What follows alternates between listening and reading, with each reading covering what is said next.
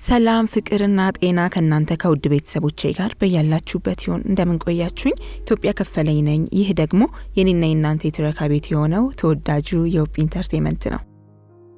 ዛሬም እንግዲህ ለናንተ አንድ ተወዳጅ ስራ ይዤላችሁ መጥቻለሁ። እጅግ የምንወደው ታላቁ ደራሲና ሀያሲ ጋሽ አለማየሁ ገላጋይ በጥር ወር 2009 ዓ.ም አሳትሞ ለንባብ ያበቃውን በፍቅር ስም የተሰኘውን መጽሐፍ ነው ይዤላችሁ የመጣሁት። መጽሐፉን እንደምትወዱት ትልቁም ነገር እንደምታተርፉበትና እንደምትዝናኑበት በጣም እርግጠኛ ነኝ። ለቻናሉ አዲስ ከሆናችሁ ሰብስክራይብ ማድረግ እንዳትረሱ።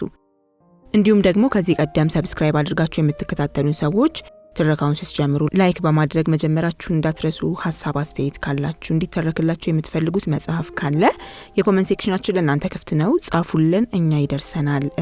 ትዕዛዛችሁንም ወደ እናንተ እናደርሳለን። ለወዳጆቻችሁ ለጓደኞቻችሁም ሼር በማድረግ ትረካን ጋብዟቸው። እንዲሁም ደግሞ የሆፕ ኢንተርቴይንመንት ቤተሰቦችንም ብዙ አድርጓቸው። በድጋሚ ሰብስክራይብ ማድረግ እንዳይረሳ። ሰብስክራይብ ካደረጋችሁ በኋላ ደግሞ ከጎን ያለችውን የደውል ምልክት በመጫን ትረካ ቶሎ ቶሎ ሲለቀቅ ቶሎ ደግሞ ለእናንተ እንዲደርሳችሁ ይሁን ማለት እወዳለሁ። ፍቅር ይበልጣል ከክብር። የሆፕ ኢንተርቴይንመንት አብራችሁን ቆዩ። ምስጋና ለመዓዛ ብሩና ለአበበ ባልቻ። ከልውጥውጡ በፊት እግዚአብሔር አምላክም ለማየት ደስ የሚያሰኘውን ለመብላትም መልካም የሆነውን ዛፍ ሁሉ ከምድር አበቀለ። ዘፍጥረት 2:9።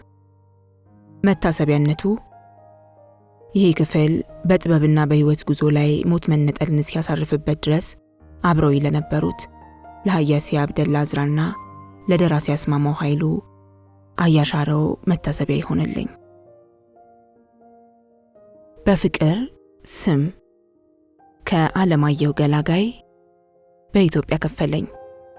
ክፍል 1። እኔ ጠቢቡ ሰለሞንና አባቱ። በሴት የመከበብን ጥቅም የምናውቀው እኔና ጠቢቡ ሰለሞን ብቻ ነን።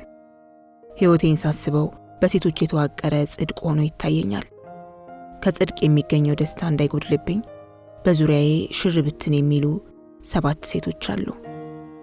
አንተ ታለሰው ተነስ፣ እናቴ ተዩ ትንሽ ይተኛ። የመጀመሪያ እህቴ ይርበዋል ተነስቶ ይብላ። የሷ ተከታይ እንቅልፍ ሲጠግብ አውቆ ይነሳ የለ። የተከታይ እሱ ከተኛ መች ይርበዋል ይቀስቀስ። እናቴ ይልቅ ስትቀሰቅሱት ራሱን እንዳያመው። አራተኛ ተከታይ። ሴቶቹ ለኔ ምቾት ሲራኮቱ አድፍጬ ሰማቸዋለሁ። ይህን ጊዜ አባቴ ሰርቶ እንደደከመ አህያ የፈዘዘ ትዝብቱን በብዙ አይኖቹ ይልክ ይሆናል።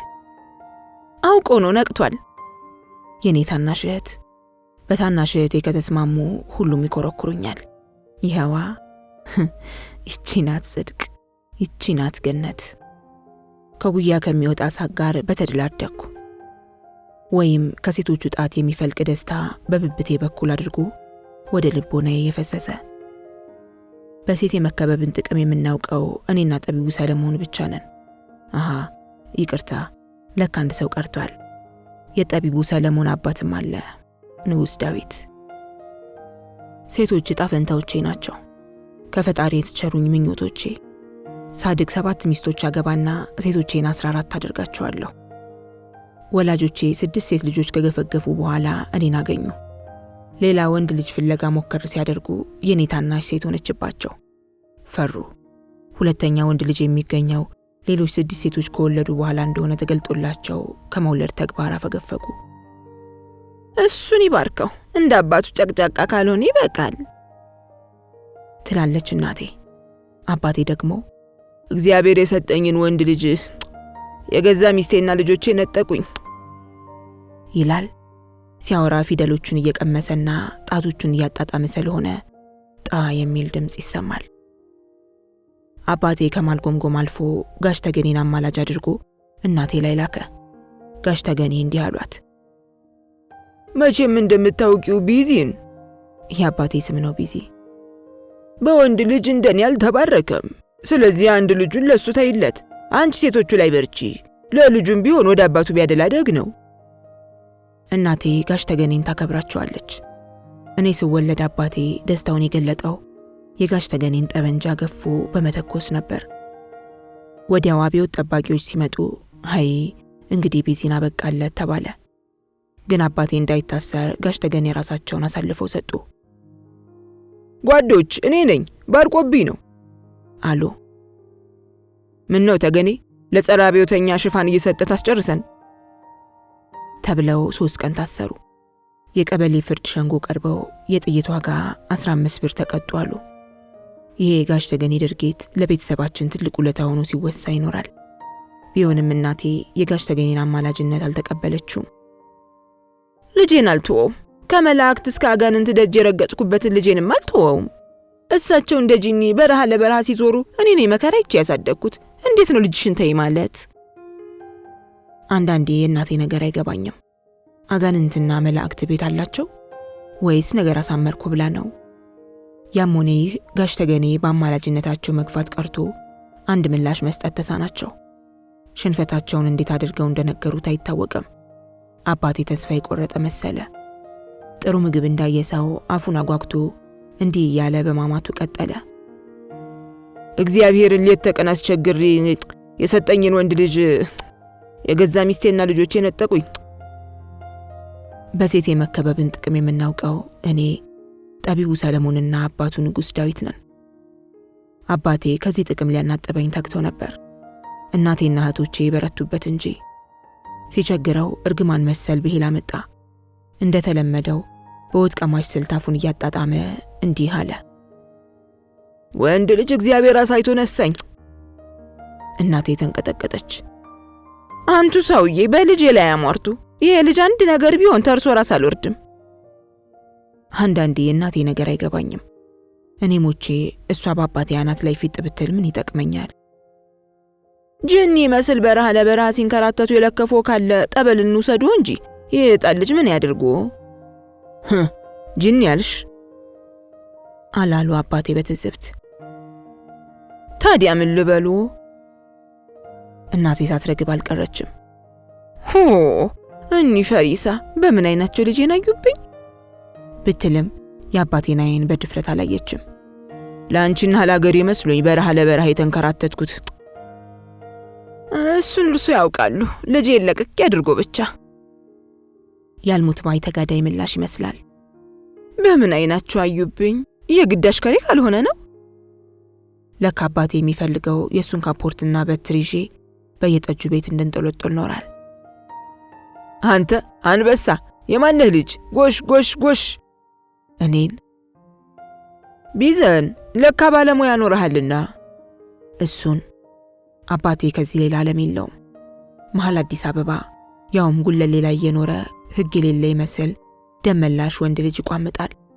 የጋሽ ተገኔ ልጆች እየቆጠረ ኑሮውን ያማረራል። ከዚህ ጋር እያያያዘ ጨው የሌለው ወሬውን ያጣጥማል። እሱ ሲያወራ እኔ ብጠግብ እንኳን ምግብ ያምረኛል።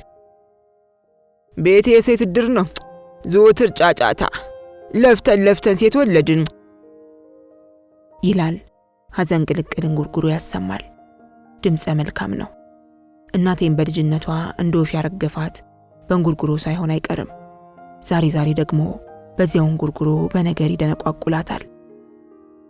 እባክሽን ሚስቴ ውለጅ መንታ መንታ፣ ግራ እጄ ሲመክት ቀኝ እጄ ተመታ። በዚህ ዘመን መንታ መንታ ቀርቶ 10 ወንድ ልጅ ቢወለድ ለዱላ መክሰስ እንጂ ብድር መመለስ አይፈቀድም። ካልሆነ በወንድ ልጅ ጅሪ የሚተማመን ጸቡ ከመንግስት ጋር ነው። ይህን አባቴ አይረዳም። በየደረሰበት ቢዘን፣ ሸልል፣ ፎክር ይባላል። አባቴ ሲሸልል አያጣጥምም። ጣሳይል ሽለላውን ዥው አድርጎ ይጠጣዋል። በሽለላ አጨላለጡ የጀግና ልብ ይቀሰቀሳል። ገመናውን የማውቅለት ግን እኔ ነኝ። እቤት ከገባ በኋላ የተሰፈረ ዱቄት የመሰለ ጋቢውን ትከሻው ላይ ቆልሎ በእብሪት አይመዘንም። እናቴን ይፈራታል። ነገር ፈልጋ ስታጨነቁርበት የሚገባበት ይጠፋዋል። ይህንን ሳይ አባቴ 40 ዓመት ሙሉ የተዋጋቸው ጠላቶች እናቴን ቢያገኙ ቶሎ እጅ ይሰጡ ነበር እያልኩ ስቃለሁ። ተይ እንጂ አንጓቼ ይላል። ዝም በሉ አንቱ መልቲ ትላለች እናቴ። መልቲነቴ የታየሽ ዛሬ ነው። ተይ እንጂ ተኝቶ ማድፈጥን በመምረጡ አልጋ ላይ ይወጣል። እኔና ልጆቼን በየጠጅ ሸንጎ እንዳብጠለጠሉ አሉ። እንግዲህ ምን ይሆን? እኛ ሴቶቹ መስሎኝ ቤቱን ቀጥ አድርገን የያዝን። የእርሶ ጡረታ ነው ይሄን ሁሉ ቤተሰብ ቀጥ አድርጎ የያዘ? ደርሶ ወንድ ነኝ ማለት። ለወንድነቴ ምን ታወጭለታለሽ? ተይ እንጂ አንጓቼ፣ ወንድነቴ ጎድሎ የት ቦታ ሳፈርኩሽ? አባቴ ማጣጣም ካበዛ ፈርቷል ማለት ነው። ሰባኪ፣ እርሶ ሰውዬ ከልጆቼ ላይ ይውረዱ፣ ኋላ ጉድ እንዳይፈላ እያልጎመጎመ ይሸፋፈናል። እዚህ ላይ የሴት ልጆቹን ሆድ ይበላል። በቃ ተይው ይሉለታል። ሲነጋ ግን ያው ነው። ለፍተን ሴት ወለድን ይላል። ከቤት ውጭ ከሆነ እናቴ አይኗን ለጸብ አታጨነቁርም። ሙሉ ትኩረቷን ለጉልቷ የሰጠች በመምሰል የድንችና የቲማቲም ካብ እየናደች ትደረድራለች። እንደ አባቴ ብርድ ልብስ መሸፋፈኛዋ ድንችና ቲማቲም ነው። ሴት ግስላ አረባለሁ፣ አንቺ ሴት ግስላ፣ ልጆችሽ ሴት ግስላ። ወሬውን እያጣጣመ እኔን ያላ ሊል ነው ብዬ ጠብቃለሁ። እንዲሁም አርብቻ አልተዋችሁም። እናቴ ደጅ ክፉ አይወጣትም። ምን ሊያደርጉን? እጨርሳችኋለሁ። ኧረ ተው አንቱ ሰውዬ፣ ግፍ ይፍሩ። አውቃ የተሸነፈችለት ትሆናለች። ንግግሯ ውስጥ ለማታ መዛት አለበት። ይህንን የምናውቅለት ግን እኔና ሴት ልጆቹ ብቻ ነን። ጋሽ ተገኔ የእናቴን ማድፈጥ አይተው ተሸውደዋል። በዚህን እኮ ወንድ ነው ቤቱን ሰጥረጥ አድርጎ የያዘ ይላሉ ሚስቱን እንዳይሉ። ገመናውን የምናውቅለት ግን እኔና ሴት ልጆቹ ነን። እናቴ ለነገር አቆብቁባ አይኗን እንዳነጣጥሮ ተኳሽ ስታጨነቁርበት ጠበንጃ እንደተወደረበት ሁሉ መግቢያ ያጣል። ተይ እንጂ አንጓቼ፣ ዝም በሉ አንቱ መልቲ። በሴት የመከበብን ጥቅም የምናውቀው እኔ፣ ጠቢቡና ንጉሱ ብቻ ነን። አባቴ የጥቅሙ ተሳታፊ ቢሆንም ተንትኖ አይረዳውም፣ እንደውም ይጸየፈዋል። አንድ ጊዜ ሁነኛ ጠጅ ቤት አምባጓሮ ይፈጠርና ሰው መጥቶ ይነግረናል። ተጋደሉላችሁ። ማን? ጋሽ ቢዘን። ከማን ጋር? ከቢዘን ጋር። ይሄ ቢዘን የሚሉት የአባቴ ስም በሀገር ብቻ ሳይሆን በዓለምም ደረጃ ያልተለመደና ብቸኛ እንደሆነ ለመደምደም ያልቻልኩት ይሄ የአባቴ ሞክሼ ሩፋኤል መገኘቱ ነው። የአባቴ ሞክሼ አካባቢውን በጦርነት ቁርሾ ያምሳል። ከጠጅ ሸንጎ ሲመለስ ድምፁን ከፍ አድርጎ አፋበትን ሳታይ ወንድነኛ አትበይ፣ ከረንን ሳታይ ወንድነኛ አትበይ፣ ተሰነይን ሳታይ ወንድነኛ አትበይ፣ መንድፍራ ቃሮራ አቁርዳት ናቅፋ ይላል። አባቴ ይህን ከሰማ እውነቱን ነው ይላል። አለበለዚያማ አንጓችን መሆን ነው፣ ጓዳ ማፍጠጥ። ሁለቱም ቢዘኖች ዛሬ ምን አጣላቸው? ግር ብለን ስንሄድ አባቴ ከሞክሼው ጋር እንደተናነቀ ደረስን። ስንቴ ወድቀው፣ ስንቴ ተነስተው፣ ስንቴ መተናነቃቸው እንደሆነ እንጃ። የአባቴ ጸብ እንደ ዶሮ ድብድብ መውደቅና መጣል የለበት ይሆን? ይህን ያህል ጊዜ ቆመው ምን ያደርጋሉ? ጠሪው አይቶ ወደኛ መጥቶ አብራርቶ አንጋግቶ እስኪመለስ ቆመው ምን ይሰራሉ? እቴቱ የመጀመሪያ ልጁ ሞክሼውን ከማጅራቱ ይዛ ስትጎትተው ሚዛኑን ስቶ ወደ ኋላ ወደቀ። የአባቴን ክሳድ አንቆ ስለነበር አባቴ መላዩ ላይ ተደረበ። ጸቡ በሁለቱ ቢዘኖች ግራ መጋባት ቢቋረጥም እህቶቼ ተተክተው ቀጠሉት። ጫጫታቸው እንዳለ ሆኖ ጫማቸውን አውልቀው የተቃራኒውን ቢዘን ፊት ሾላ እስኪመስል ጠፈጠፉት። እኔ ጫማዬን አውልቄ ቢይዝም አንዴም ላሳርፍበት አልቻልኩም። ተጻራሪው ቢዘን የጸቡ ስልት ድንገት ስለተቀየረበት ማገናዘብ ተስኖት ፈዞ ቀረ። በሰውየው ፋንታ በመጨረሻ ያለቀሰው አባቴ ነበር። ወይኔ ጸቤን የሴት ጸብ አደረጉብኝ፣ በስንት መከራ የተገኘ ጸብ አረከሱብኝ። የወንድ ጸብ ለስንት ዓለም ቆሞ መወዛወዝ ነው እንዴ? ከዛች ዕለት በኋላ አባቴ ከበስተጀርባው የሚባለውን እየሰማ ተትከነከነ። በሴት ልጆቹ እየተመካ ይሉታል አሉ። አባቴ ፍዝዝ እንዳለ ያጉተመትማል። ተገኔን ወንድ ልጅ ያጠገብክ አምላክ፣ ምን አልኩህ? ምን በደልኩህ? በሴት ግስላ ከበብከኝሳ። እኔ እናቴና የአባቴ ፉርጎ። ልጄን አልተውም። ከመላእክት እስከ አጋንንት ደጅ የረገጥኩበትን ልጄንም አልተውም። እናቴ አባቴን። ልጄን ተው። ከአባ ኪሮስ እስከ ዲያብሎስ ደጃፍ የተንከራተትኩበት። እናቴ ሴት ልጆቿን። እስከ ቅርብ ጊዜ ድረስ እናቴ ለኔ እንደዚያ መሆኗ ከፍቅር አይተረጎምልኝም ነበር። በእኔ አመካኝታ አባቴንና እህቶቼን የምትነዘንዝ ይመስለኝም ነበር። አንድ ቀን ድንገተኛ ህመም ሰቅዞ ሲይዛት ያሳየችው ሁኔታ ከልጆቿ ሁሉ እኔን አብልጣ እንደምትወዳኝ ገለጸልኝ። ሞት ራስጌዋ ቆሞ ካልወሰድኩ እያለ ሲተናነቃት እናቴ ተወተውት የነበረው ስለኔ ሆነ። ልጄን አደራ። እስላም ክርስቲያኑን ደጅ የጠናሁበት ልጄን አደራ። በምድር የሰጠኋችሁን በሰማይ ጠይቃችኋለሁ። እንዲች ብሎ የከፋው እንደሆነ በሰማዩ ጌታ ፊት ልፋረዳችሁ ቃል ለምድር ለሰማይ አለች። ቂም አትርፋ ሳትሞት ቀረች። አንቺማ እኛን መች እንደ ልጅ ታይናለሽ አለች እቴቱ። የእህቶቼ ሁሉ ቅሬታ ነው። እቴቱ ከሞላ ጎደል የእናት ባህሪ ያዳብራለች።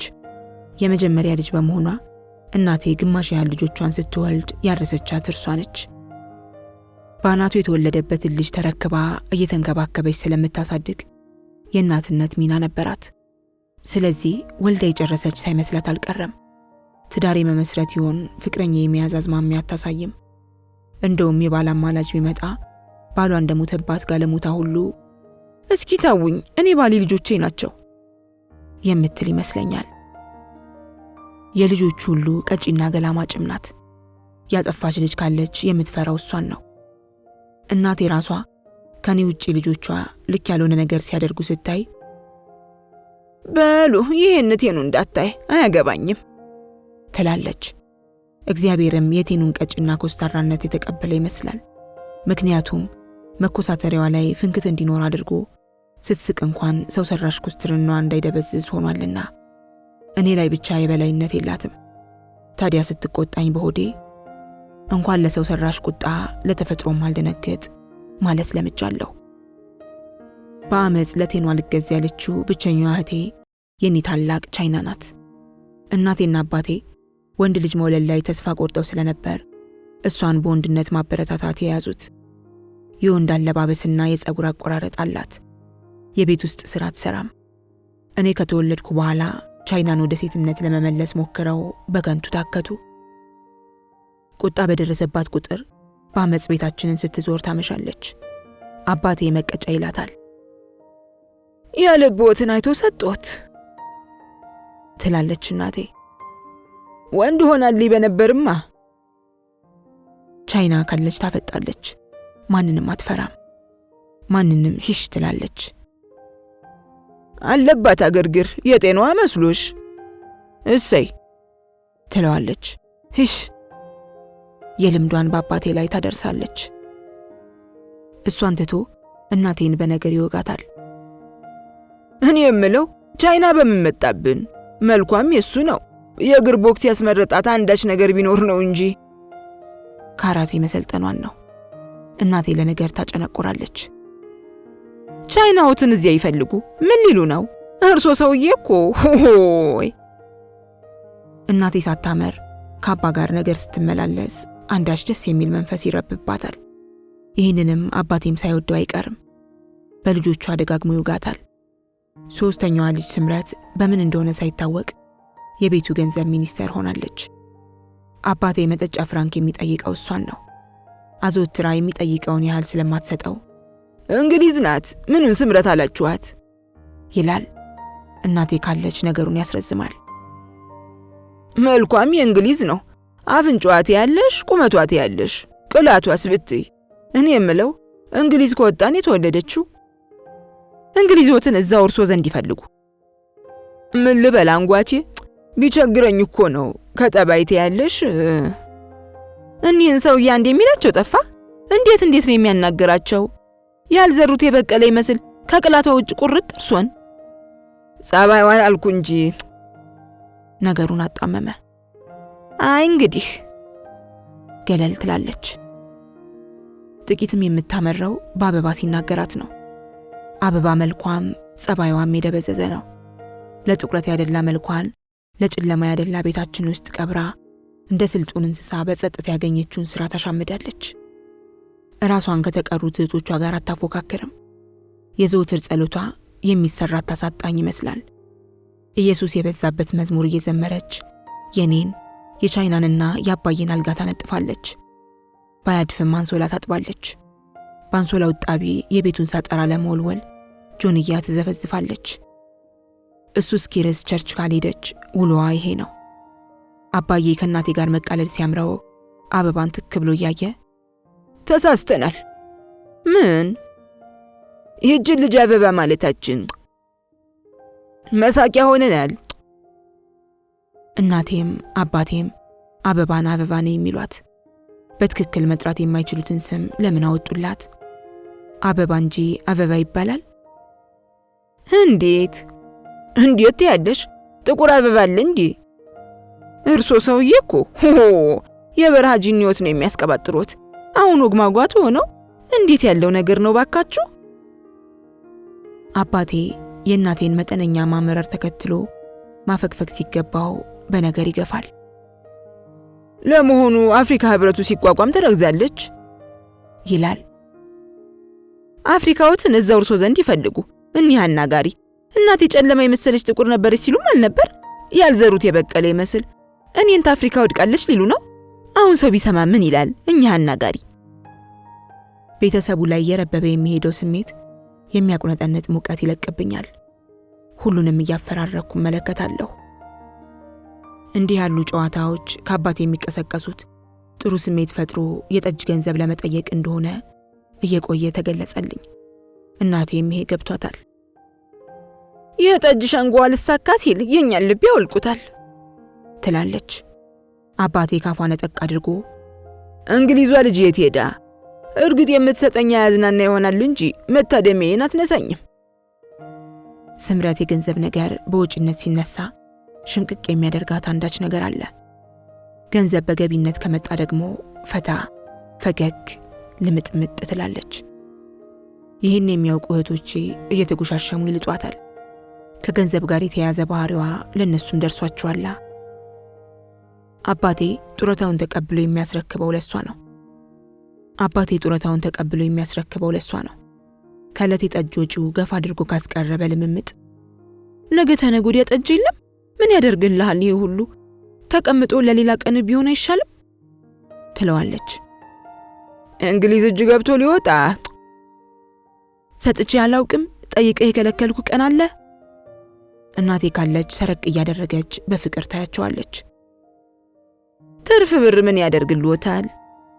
ጠጅ ቤት ገብቼ ገንዘብ አለቀ አላለቀ ስላልገኝም ተውሽ ታያቸው ደርሶ መኳንንት መሆን። ይወጣል። ጡረታ የተቀበለ ቀን ከጠጅ ሸንጎ መልስ ነገር ይኖራል። እቤት እስኪገባ ጠንቋይ እየቀለብኩ የጠንቋይ ልጅ እያሳደግኩ ይላል። ሶሻሊዝም ይባላል። እዚህ ደግሞ የጠንቋይ በዝባዥ በአደባባይ ይፋንናል። በፊት የጠንቋይ ልጅ የሚለኝ እኔን እየመሰለኝ ግራ አጋባ ነበር። በኋላ እናቴ የማታፍርበትን የአውሊያ ገድል እያነሳች ፊት ለፊት ስትሞግተው በወርም በሁለት ወርም እኔን ይዛ የምትሄድበትን የኦፋ አቡኮ አውሊያ እየተቸ እንደሆነ ገባኝ። ሞላው ጉለሌ ከሸጎሌ ሜዳ እስከ ጡረታ ድልድይ የሚያወጋውን ዛሬ ሰምተው ይትከነከኑበታል። ምን ይሁን እንግዲህ ግደልልኝ፣ ንጠቅልኝ፣ መናስቀርልኝ እያልኩ አልሄድ። በማገኛት ላይ በረከት አውርድልኝ፣ ልጆቼን ባርክልኝ፣ ለእርሶም ልብ ስጥልኝ ብል ጥፋት የተምላይ ነው። ኧረ ወዲያ ቄሶቹስ ቢሆኑ በደፈናው ከሚያወግዙ እዚህ ከደብር በበቅሎ ሲመጣላቸው አያግዱትም ኖሯል። ኦፋ አቡኮ ሩፋኤልን ተሳልሞ ሲመለስ መንገድ ከመልቀቅ ሌላ ፊቱን ያጠቆረ ቄስ አለ? ተይ እንጂ አንጓቼ መምህር የቀለም አግኝተውኝ በቃችሁ ቁረቡ ቢሉኝ ለመከናነብ እየተንደፋደፈ እሳቸው ደግሞ ተኔም በላይ ቆራቢ የለም። ለዚህስ እኔ ምስክር ነኝ። ያውን ባልሽ የሞተብሽ ቆራቢ አልጋ ከለየሽ እኮ በዚህ ልጅ እድሜ። እናቴ ሀፍረቷ ይመጣባታል። በልጅ ፊት ምን ሊሉ ነው? እርሶ ሰውዬ እኮ የበረሃ ጂኒዮ ትኩስ ትኩሱን እያበላሽ ጨው እየሞጀርሽ በርበሬው እንኳን ቢታገስልኝ። ኧረ አንቱ ሰውዬ ተነኩ እንዴ? በዚህ ጠባዩ ስጋው ደሙ ቢቀበሉስ ለመለከፍ ካልሆነ። አይ በቃ እንግዲህ። እናቴ ነገር ዘጋች። እሷ የዘጋችውን አባቴ ለመክፈት አይሞክርም። በተለይ ቤት ከገባ በኋላ በእሷ የበላይነት የሚተዳደር ወሬያቸው በእሷ ደምዳሚነት ይጠናቀቃል። የወሬ ዱካ ለማጥፋት በልጆቿ ላይ ትዕዛዝ ታበዛለች። አበባ፣ ስምረት፣ እቴቱ በሉ በጊዜ እንተኛ። ነገ በሌሊት ኬላ እንወጣለን። ለቅዳሜ ገበያ መደቡ ተራቅቷል። እናቴና ልጆቿ የጉልት ዕቃ ለማሟላት ከቤት የሚወጡት በሌሊት ነው። ሲሄዱ አይቻቸው ባላውቅም ቆይቼ የሰማሁት የቅጥል ስማቸው አይነ ህሊና በጉልህ እንድመለከታቸው ረድቶኛል። የቢዘን ፉርጎ ይላቸዋል አሉ የሩፋኤል ወመኔዎች። ቻይና ይህን የሰማች ቀን ሄዳ ተደባድባ ተመለሰች። ምን ሆንሽ ስትባል ምን ሆንኩ? የውጭ ውሏን ይዛ ወደ ቤት አትገባም። ይሄ አባቷን የበረሃ ጂኒ ወርሳ ትላለች እናቴ። ወንድ ሆነሽልኝ በሆነ ይላል እሱ። ቻይና እራቷን ሳትበላ ተከናንባ ትተኛለች። ከቤተሰቡ ሁሉ ለአባቴና ለኔ ታናሽ እህት ለአበዛሽ ብቻ ልዩ ፍቅር ያላት ይመስላል። አበዛሽ አይጸዴ ፊቷን ቻይና ፊት ላይ ስትደቅን ቻይና ኩርፋ ምኑሽ ትላታለች።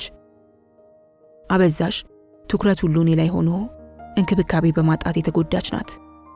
እኔ ተወልጄ ወላጆቼ ለዳግም ወንድ ልጅ ሞከር ቢያደርጉ ሴት ሆነችባቸው። አበዛሽ ብለው ወደ ጎን ገፋ አደረጓት። እቴቱ ሙሉ ትኩረቷ እኔ ላይ ሆኖ ችላለቻት። ስለዚህ በአካልም በመንፈስም የጫጨች ሆነች። ገና ትኩር ብለው ሲያዩዋት ልቤን ትላለች። እውነትም ላባስ ምጧት ቅርት ትላለች። ውሃ ውሃ ይባላል። ቻይና ከቤተሰቡ ሁሉ እኔን የምትጠላኝ ይመስለኛል። ገና ስታየኝ ሂሽ ትለኛለች። በፊት በፊት የተመታው ያህል ጮክ ያለቅሳለሁ። እናቴ ልጆቿን አንጋግታ ትመጣለች። የበዚን ፉርጎ ግብሩ በግላጭ ይቀርብልኛል። ቻይናን ማን ይዞ አመለጠች? የስንቱን ዕቃ ቢደጅ የጠናውበት ልጄን አናቱን ብላ ልትገልብኝ። እኔና ቻይና አይንና ናጫነን። የቃል ኪዳናዊ ወንድነቷ ዋጋ ያጣው እኔ ስወለድ ስለሆነ ሴትነቷ ተረጋግጦ ትዳር እስክትይዝ በጠላትነት እንቆያለን ስል አስባለሁ። ሂሽ ሴታ ሴት ትለኛለች። እሪ እላለሁ። የቢዘን ፉርጎ ይራወጣል። ይቅርታ፣ ቻይና ከአባታችንና ከትንሿ እህታችን በተጨማሪ ውሻችንንም ትወደዋለች። ጸባዩ ታይቶ ገልጆ ተብሏል። ሰንሰል ስር መሬት አጎድጉዶ ይኖራል። እንደ ተፈጥሮ ሚስጥር የሚቆጠር እንደሆነ እንጃ እንጂ ሰንሰሉ ሆዱን እያሰፋ ጥላውን እያንሰራፋ ጥሩ የውሻ ቤት ወጥቶታል። ቻይና ገልጆንም እንደተገፋ ቆጥራ ይሆናል የምትወደው። ገልጆ ሰላም ነው ትለዋለች። ገልጃጃ ሰላምታ ያቀርብላታል። እኔን ቻይና እንድትወደኝ እንደ አባቴ በእናቴ መጨቆን፣ እንደ እህቴ በእናቴ መዘንጋት፣ እንደ ገልጆ የማይታሰብለት ገልጃጃ መሆን አለብኝ? አንዳንዴ አባቴ በሚጠራት መቀጮ እያልኩ አበሽቃታለሁ። ሂሽ ሴታ ሴት ትለኛለች።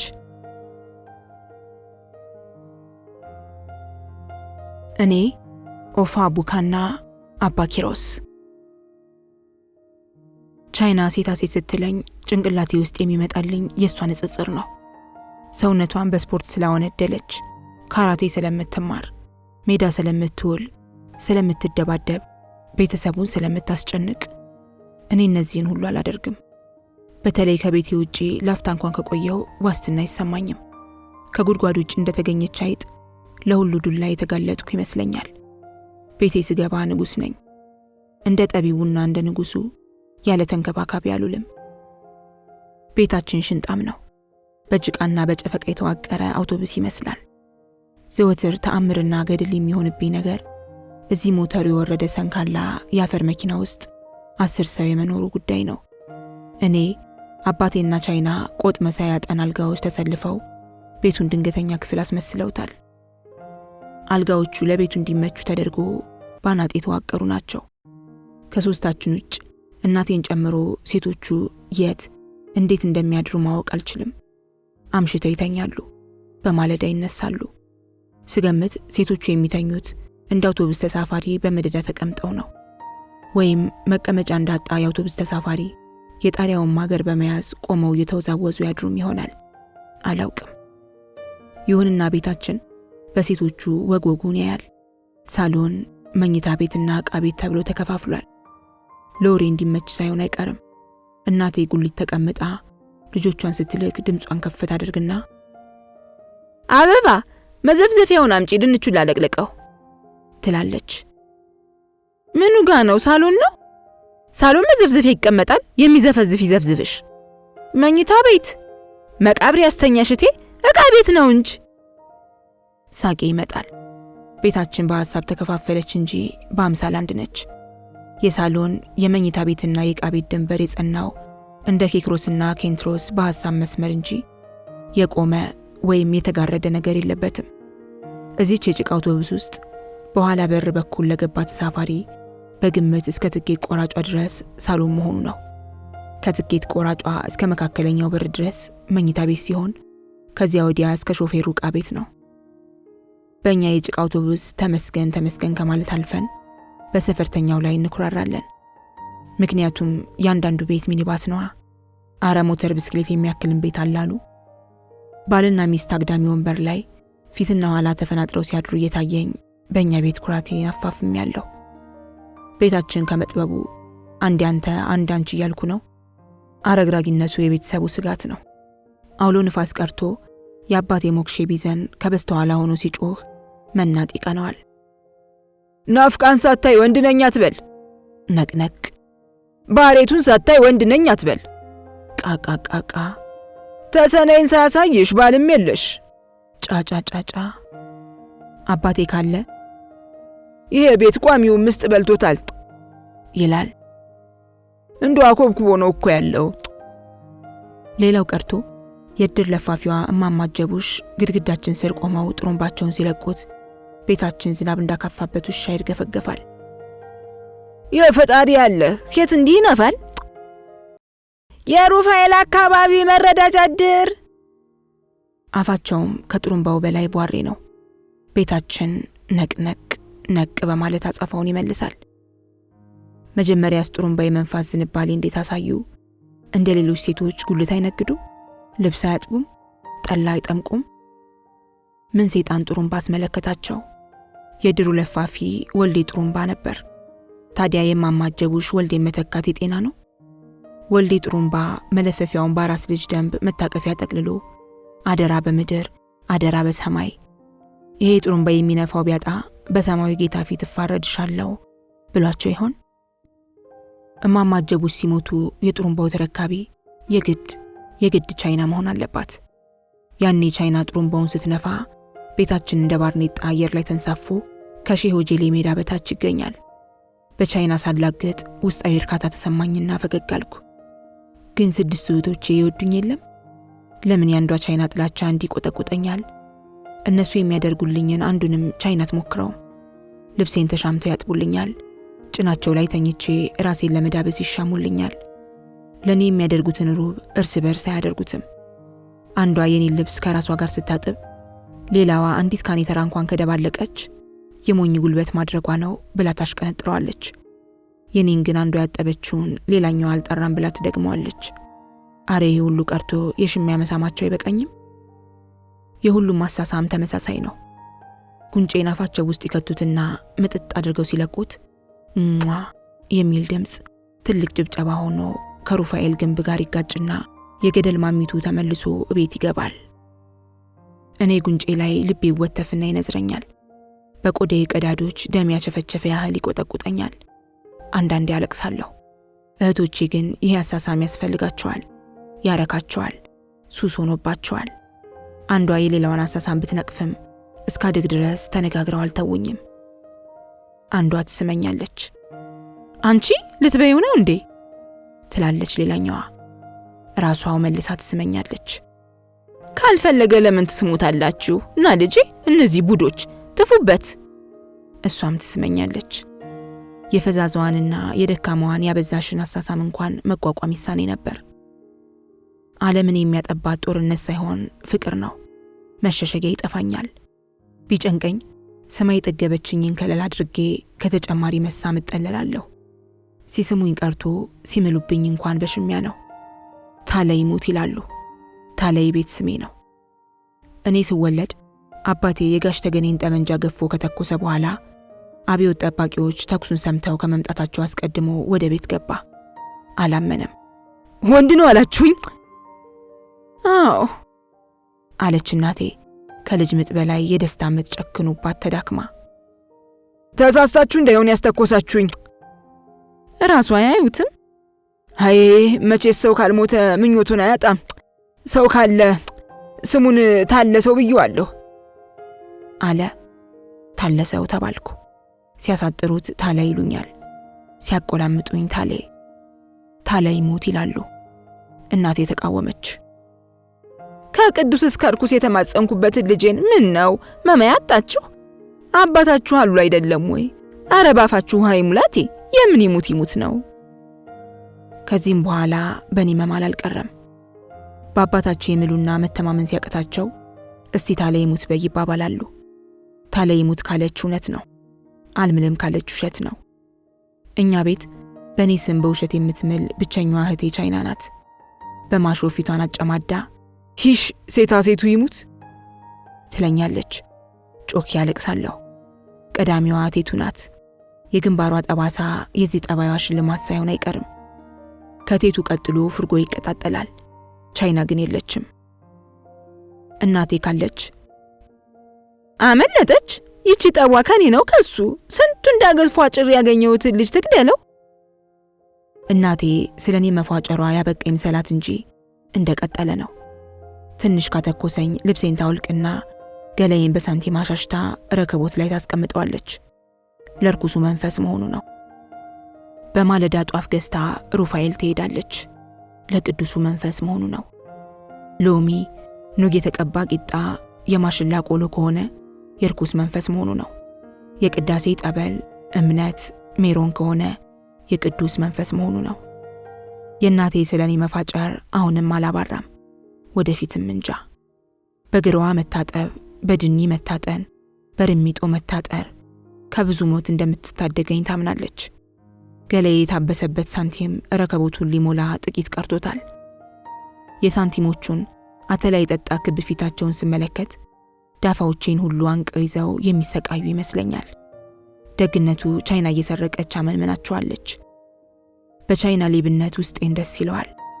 ገመምተኞቹ ሳንቲሞች በገመምተኛ ጎናቸው ቢሆንም ገበያ መዋል እንዲችሉ አድርጋቸዋለች። እናቴ ግን ትደነግጣለች። ያቺ ቻይና ነች፣ ቀልብሽ ይገፈፍ ትልና ለአባቴ ስሞታ ታቀርባለች።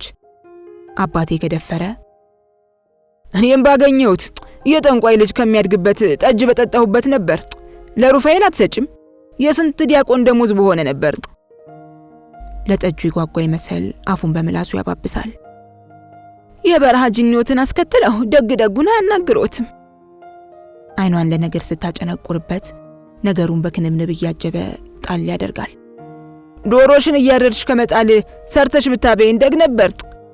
ቹቹ ጁሉ ያደገው አንቺ የዞርሽ የጣልሽውን ዶሮ እናቱ ሰርታ ያበላችሁ ነው።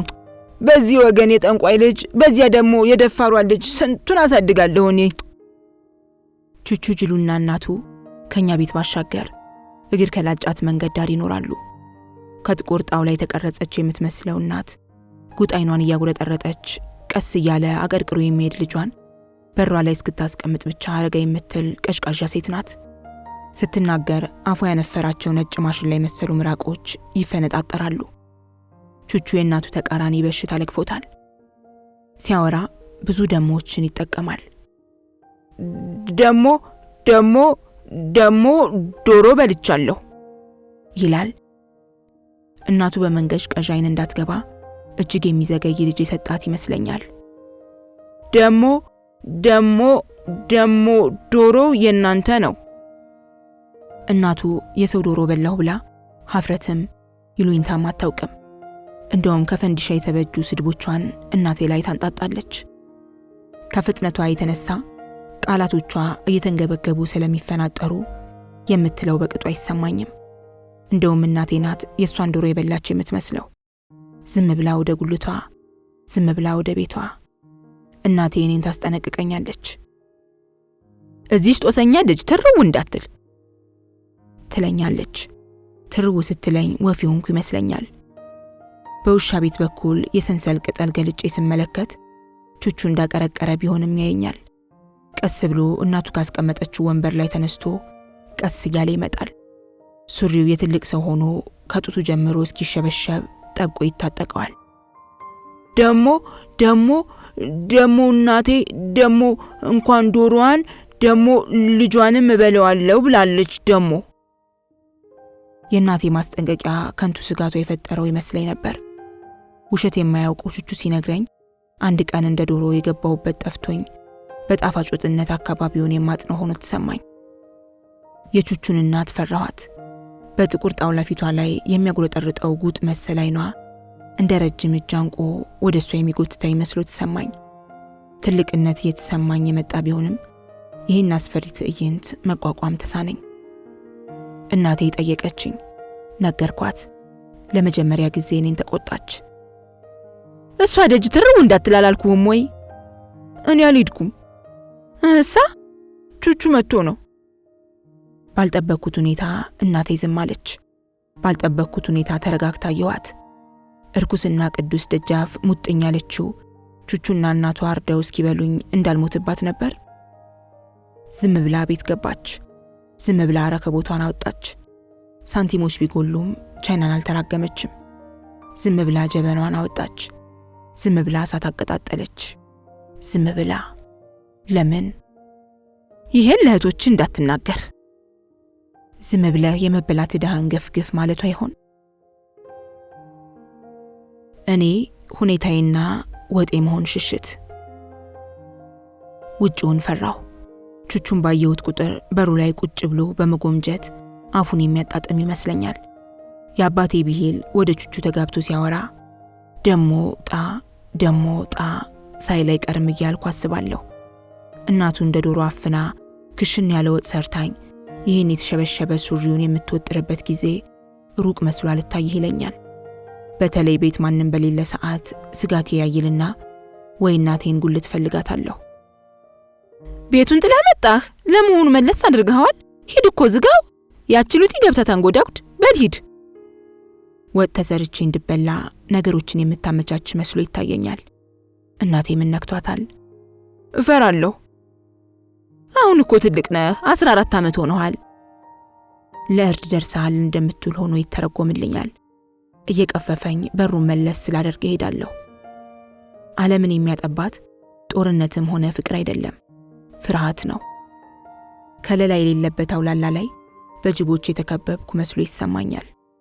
መኮብለያ ቦታ ሳያስተርፉ ጅቦች ተቸምችመው ህልሜ ሁሉ በቹቹና በእናቱ ተሞላ። ደሞ ምራቅ በላብ ተዘፍቄ ነቃለሁ። ቀን ከቤት ይልቅ ውጭ እላለሁ። ከጡረታ ድልድይ ወጥቼ በእናቴ ጉልት ጀርባ አድርጌ ወደ ለመድኩት ትምህርት ቤት ሄዳለሁ። አባቴ ሁነኛው ጠጅ ቤት አይጠፋምና እንዳያገኘኝ እየተጠነቀቅኩ አልፋለሁ። ጠጪዎቹ የሚል የንብ ድምጽ ያወጣሉ። በሩ ላይ የማር ሰፈፍ ተሰጥቷል። ጠጪዎቹ ድምጻቸውንና ማራቸውን የቀሟቸው ንቦች በጸጥታ ሰፈፉ ላይ ያንዣብባሉ። አባቴ ማሩ አፉን እያጣበቀበት ለማላቀቅ ሲሞክር ይሆን ጣይ የሚልበት የሚል ሐሳብ መጣብኝና ፈገግ አልኩ። ሩፋኤል እንደኛ ቤት ጭር አይልም። የሰው ያለህ ብሎ አያዛጋም። የተከፈተ አፉ ቹቹንና እናቱን አይጋብዝም። መንገደኞቹ በአብዛኛው ያውቁኛል። ያንጓች ልጅ የት ትሄድ? ዛሬስ እናት ለቀቀችህ ይላሉ እናቶች። የበዚን ጎረምሳ በተሲያት ቤት ቁጭ አትልም አባቶች። እናቶች አባቶችን፣ አባቶች የእናቶችን ዕውቅና የሚነፍጉ መስሎ ታየኝ። እውጭ ሳለው ትንሽን ፍርሃት የተሰማኝ የብር ወንዝን ጥግ ይዤ ስጓዝ ነው። እዚህ ሆኜ የሼህ ሆጀሌ መስጊድ ቁልጭ ብሎ ይታየኛል። ቀለም አምባ ትምህርት ቤት ከመስጊዱ ብዙም አይርቅ። ትምህርት ቤታችን ባለ አንድ ድርብ የጭቃ መርከብ ይመስላል። ሼህ ሆጀሌ እንጨት ከሀገራቸው ከቤኒሻንጉል አስጭነው እንቁላል እየጨመሩ ጭቃውን አስቦክተው የሰሩት ቤተ መንግስታቸው እንደሆነ የህብረተሰብ ሳይንስ መምህራችን ነግረውናል። ፈተና ላይ ይመጣል። ልብ አድርጉ። እዚህ የትምህርት ቤታችሁ ጓሮ የሚኖሩት ፓስቲ የሚሸጡላችሁ የሼህ ሆጀሌ ዘመዶችና አገልጋዮች ናቸው። ምንድን ናቸው? ዘመዶችና አገልጋዮች። ጥሩ። ሼህ ሆጀሌ በምዕራብ ኢትዮጵያ በኩል የኢምፔሪያሊስቷን እንግሊዝ ጫና ተቋቁሞ ቤኒሻንጉልን ለአጼ ምኒልክ ያስረከቡ ጀግና ኢትዮጵያዊ ናቸው። ምንድን ናቸው? ጀግና ኢትዮጵያዊ። ማን? ሼህ ሆጀሌ። ጥሩ። ሸጎሌ ብትይ ብለው ጠቋሚ ጣታቸውን አየር ላይ ያሽከረከሩ ክብ ይሰራሉ። ምን ታገኛለሽ? 0። ጥሩ። በአቤታዊት ኢትዮጵያ ብሔርን ማንቋሸሻ ቃላት ቦታ የላቸውም። ምን የላቸውም? ቦታ። ጥሩ። የህብረተሰብ ሳይንስ መምህራችን ለሼህ ሆጀሌ በእጅጉ ስለሚቆረቆሩ የቅርብ ዘመዳቸው ይመስሉ ነበር። የቤተሰብ ታሪክ እንዳይጠፋ በህብረተሰብ ሳይንስ በኩል የሚያስጨንቁን። እኔም ትምህርቴን ጨርሼ መምህር ስሆን የአባቴን ታሪክ ህብረተሰብ ሳይንስ ውስጥ አስገብቼ አስተምራለሁ ስል የረጅም ጊዜ እቅድ ይዣለሁ። ጥሩ። ወታደር ብዜን 40 ዓመት አገልግሎ 20 ዓመት ተዋግቶ ምን አገኘ? ምንም። ጥሩ። ከዚህ ሁሉ በኋላ ጡረታ ሲወጣ ምን ማዕረግ ነበረው? ምንም። ጥሩ። ወታደር ብዜን በሰሜን ኢትዮጵያ በኩል የገንጣይና የአስገንጣይ ጫና ተቋቁሞ ኤርትራን ለጓድ መንግስቱ ያስረከበ ተራ ኢትዮጵያዊ ነው። ምንድነው? ተራ ኢትዮጵያዊ። ማን? ወታደር ብዜን። ጥሩ። ቢዘን ብትይ ብሎ ጠቋሚ ጣቱን አየር ላይ 0 ያሰራታል። ምን ታገኛለሽ? 0። ጥሩ። ቲቸር፣ ቢዘን ካልሆነ ምን ብለን እንመልስ? ብዜን ደብረ ብዜን ስለተወለደ ነው። የተወለደ ደብረ ብዜን። ጥሩ። ቢዘን ሲባል ይናደድ ነበር። ሰልችቶት ቢተውም ውስጥ ውስጡን መከፋቱ አይቀርም። ምን ማለቱን? መከፋቱን። ጥሩ። ቀለም አምባ ትምህርት ቤት የደከመው ይመስላል። የዓለም ምስጦች የገነቡት ግዙፍ ኩይሳ በሮቹ የግድግዳውን ጠባይ ተጋርተው ውስጠ ድፍን አስመስለውታል።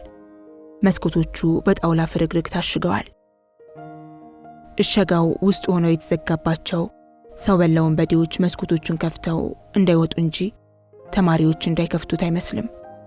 ክፍል ውስጥ ሆነው የተዘጋባቸው ሰዎች እንዳሉ ባስብ ነፍሴን ጨነቃት። ጭርታው የቹቹንና የእናቱን ፍርሃት ቀሰቀሰብኝ። ወደ ሩፋኤል፣ የጽርሃ ማርያም ቅዱስ ሩፋኤል ቤተክርስቲያን የሚል ጽሑፍ በቅስት ብረት ተሰቅሏል። ፊደል የቆጠርኩት እዚህ አጽድ ውስጥ ነው። ቁጡ መምህር ሰረገላ እኔ በሽተኛ መሆኔ በእናቴ ስለተነገራቸው ባይመቱኝም ጭካኔያቸው በሌሎች ልጆች ላይ ሲፈጸም ማየቴ ብቻ መጥፎ ቅጣት ይሆንብኝ ነበር። አንዳንዴ ያለቅሳለሁ። አንተ ደግሞ ምን ሆንክ? አለቀስክ? ቅብጠት መሆኑ ነው። የማይመቱት ልጅ አሉ። ትኩስ አይናቸው ገሌን ሲሰልለኝ ይታወቀኝ ነበር። መምህር ሰረገላ የሚያስተምሩበት ታዛ ባዶ ነበር። ልጆቹ ለምሳ ወደ የቤታቸው መሄዳቸውን ማሰቤ ረሃብ ቢቀሰቅስብኝም የነቹቹ ፍርሃት እንድችለው አስገደደኝ። ቤተ ክርስቲያኗ አጸድ ውስጥ አንዳንድ ሰዎች ብቻ በጸሎት ተጠምደው ይታያሉ። ጧፍ የያዙ ሴቶች የመስኮት ደፍ ላይ ያስቀምጠው እዚያው ለጸሎት ይንበረከካሉ። ጸጥታው እንደ በፊቱ የመረጋጋት ምንጭ አልሆንልሃለኝ። ፍርሃት የቹቹ እናት መጥለፊያ ሸምቅቆ መሄጄን ሁሉ ሞልቶት እግር ማሳረፊያ ሳጣ ይታሰበኛል። ከመብላት በላይ የመበላት ስጋት እንዲከፋ ገባኝ። ወደ እናቴ ጉልት አመራሁ። ጡረታ ድልድይ ላይ ቤተሰብ ያልፈለጋቸው 2 አረጋውያን ብቻ ተቀምጠዋል። የጡረታ ሰፈር ኬላ በጡረተኞች ሲጠበቅ ይመስላል። ጡረታ ሰፈርን ጠላት ሊወረው ቢመጣ ከሚያጋጥመው መካከል በሕግ አምላክ ብቻ ይሆናል እያልኩ አስባለሁ። እናቴ ጉልት ስደርስ እንደ ወትሮ ድስት ጥዳ ሲንተከተካየሁ። ጎመንም ሆነ ድንች፣ ሽሮም ሆነ ምስር እዚያው ጉልቷ ጀርባ ትሰራለች። የአደባባይ ወጧ መንገደኛውን ሁሉ እንደ ቻይና ቢያምስም ለማንም አታቀምስም። የልጆች ነው ትላለች። ያንጓች ወጣ ወደ ይባልላታል። ስደርስ በትዝብት አየችኝ። ትዝብቷ እስካሁን አልተበላህም፣ ተዋንተ ልጅ አታብዛው የሚል ሆኖ ተተረጎመልኝ። እናቴ ትልቅ ፍርሃት እያሳደረችብኝ ስትመጣ ታወቀኝ። የት ሄደህ ነው በተሲያት እህቶችን ታንከራትታቸው አለችኝ። ዝም ብለህ በነቹቹ ብትበላ ምን አለበት ልትለኝ ይሆን? ዝም ብለህ ቤት ብትቀመጥ ምን አለ? ያው ነው። ያሰብኩትና እናቴ የተጠቀመችበት ቃል ሲገጣጠም ደነገጥኩ። በእነቹቹ እንድበላልሽ ፈልገሻል አልኳት። ከው ብላ ቀረች። አባቴ ላይ ለጸብ የምታጨነቁርበትን አይኗን ጠበቅኩ። አጨንቁራለች፣ ግን ሌላ አይነት ማጨንቆር ነው። ጸብ የለበትም። ታዲያ ምን? ሊበሉኝ ነው ስል ደስ ብሎሻል ብዬ እምባዬ ተዘረገፈ። አፈፍ ብላ አቀፈችኝ። ፀሐይ ትሸታለች።